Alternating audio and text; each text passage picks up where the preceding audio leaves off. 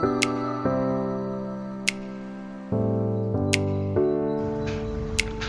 morning, all of you. Welcome to Positive Vibes. Today onwards, we are doing some classes for the students of grade 10 in social science. We are starting the first chapter in civics, power sharing. Power sharing is the base of democracy. Without power sharing, there is no democracy. It's so important that we have to start with two cases. One is what happened in Belgium, and the other one is the issue with Sri Lanka. Belgium is a very small country in Europe, sharing boundaries with France, Germany, and Netherlands. The people of Belgium mainly speaking French, Dutch, and German language. 59% of the people they are living in Flemish region, they are speaking Dutch language. And 40% of the people they are living in Wallonia region and they are speaking French language. 1% of the community speaking German language. There was a tension between these two main groups, French and Dutch, for power. As far as the city capital Brussels is concerned, 80% of the people they are French and 20% only Dutch community. Dutch speaking people they are more in number, but French they are very powerful economically. There was a big tension between these two ethnic groups. The second case, that is the case of Sri Lanka. Sri Lanka, the basic issue was between Sinhalese and the Tamilians. 70% of the people they are speaking Sinhalese language and 18% of the people Tamilians. There was a tension between these two groups. Sinhalese they followed a policy of majoritarianism. They controlled everything. In 1956, they introduced an act, they passed an act. On the basis of that, all powers only for the Sinhalese. University education, employment opportunities, business enterprises, everything controlled by the Sinhalese. There was an alienation for the Tamil speaking people in Sri Lanka and it is really called majoritarianism. That was the issue in Sri Lanka. Our topic is different. How these two countries managed the problem, how they tackled the issues. It was really different.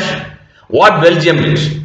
Belgium, democratically, constitutional basis, they introduced the issue in the parliament and they passed some resolutions on the basis of that, equally divided the power between the two communities and they solved the issue. But in the case of Sri Lanka, it changed as a civil war. LTTE is formed and so many people killed and the issue was very drastic. Let's go to Belgium and how they solved the issue. Belgium government, they have taken equal number of ministers from the Dutch speaking community and the French speaking community to the central government. They have given more powers to the state governments like the Flemish and Wallonia governments than the central government. As far as the capital city is concerned, Brussels is concerned, equal number of representatives from French and Dutch community to Brussels. In addition to the central and state government, there was a new government that is called the community government. Community government is only for those communities. For Dutch community one government, French community one government and German community one government. That community government is only deciding the matters of that community. More powers of the central government given to the state government already I told you. Thus, through proper equality, proper power sharing, they solved the issue in Belgium. But we saw what happened in Sri Lanka. Sri Lanka faced a big civil war between the communities and a lot of people killed. Is a big issue in Sri Lanka because they didn't solve the issue through constitutional means. They didn't solve the issue through proper power sharing. Instead of that, they followed majoritarianism. From this, what we can understand, power sharing is the base of democracy, is the heart of democracy. Without the proper sharing of power among the different communities, among the different groups, democracy will not be a successful one. The true spirit of democracy is power sharing. Then automatically there is a question, why power sharing is desirable? Power sharing is desirable on the basis of two reasons. One is prudential reason, other one is moral reason. What is the prudential reason? Prudential reason means power sharing is more beneficial.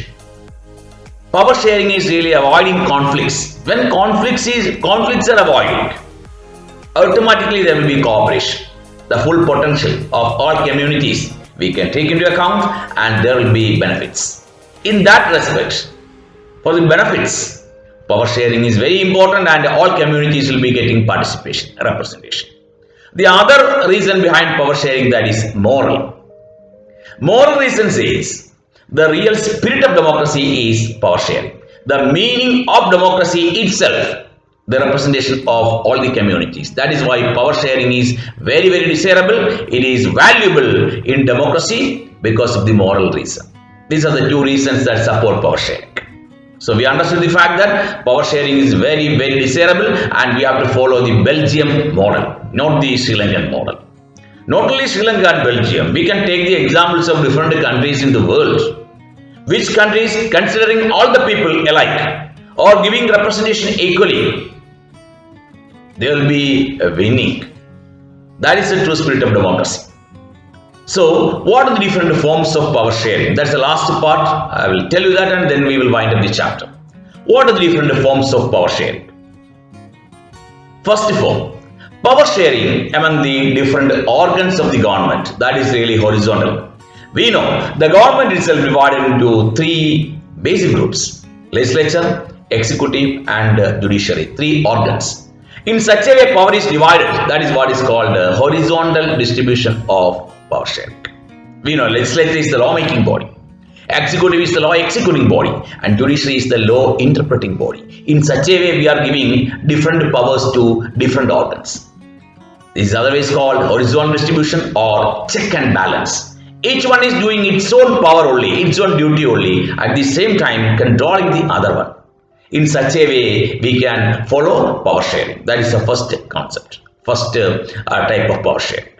Second form, that is the vertical form of power sharing. Not only horizontal, at the same time the power is divided among the different organs vertically.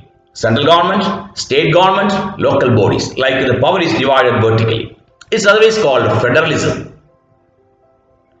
Most of the countries of the world are federations. America is a federation, India is a semi-federation. The power is divided among the different governments. We know central government is more powerful, then state government, then local bodies. The power is divided among the different levels of government. That is vertical power sharing. If there is a clash between the central government and state government, that can be easily solved by the constitution or by the judiciary. Anyway, power is divided among the different levels of government. That is the second one. Third point, power is divided among the different social groups, among the different communities. For this, the best example is Belgium. In Belgium, the power is divided among the different communities like French, Dutch and German. Like the power can be divided among the different social groups or different communities that we could not see in Sri Lanka.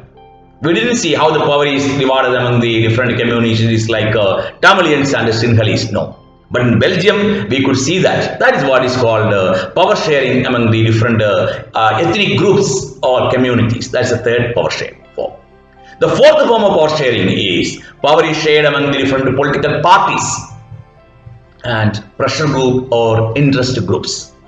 We know political parties are more or less a group of people trying to get power always. They always trying to get public opinion. Such groups are called political parties. Actually, in some countries, two parties only, two-party system. Countries like India, we have a multi-party system. But all parties, they are trying to get the public opinion or to get the power. Once one party is getting the power, that is the ruling party, they are controlling the power. So power is shared among the ruling party members. Opposition party is criticizing the ruling party. When they will be the ruling party, the power is shared to that particular party. Like political parties are really making the government, they are sharing the power. Next one is pressure group or interest group. Pressure groups and interest groups are different actually. Pressure groups are those groups always pressurizing the government for getting more power, more authority, but they are behind the curtain. The same thing only done by interest group, but they are not that much pressurizing, but they are also doing the same thing, interest groups. They are basically the groups of businessmen, industrialists, teachers, trade unions, etc., come under this particular category. They are not competing in election, but they are trying to get their power through this political party. Especially by the time of election and all, they are influencing this political party to put their candidate in election and all. Like power is divided among the different political parties and the pressure groups. These are the different forms of power sharing. Indeed, we have to understand one thing. Power is the base of democracy. Power is the base of election. Once a party is getting into power, that is everything is controlled by that particular party. So that is the real democracy. So there is a definition. Politics is the shaping and sharing of power. Democracy is also the shaping and sharing of power. Without power, nothing is there. But one thing is important. If the power is concentrated in one person, that is dictatorship. Or if the power is concentrated in the hands of a few, that will not work out for a long term. It should be shared to all the sections of the community. All the people must be happy, all must have to get their own rights and representation. Then only democracy will be meaningful on the grounds prudential or moral. Anyway, that's all things we have to learn from this chapter. If the video is useful, please share my channel. Hear it again and again, then the ideas will go inside your head. And I think it will be very useful. If it is very useful, again watch the next coming videos of the chapters also. Thank you so much. Have a nice day. Once again, Nishad from Positive Vibes. See you again.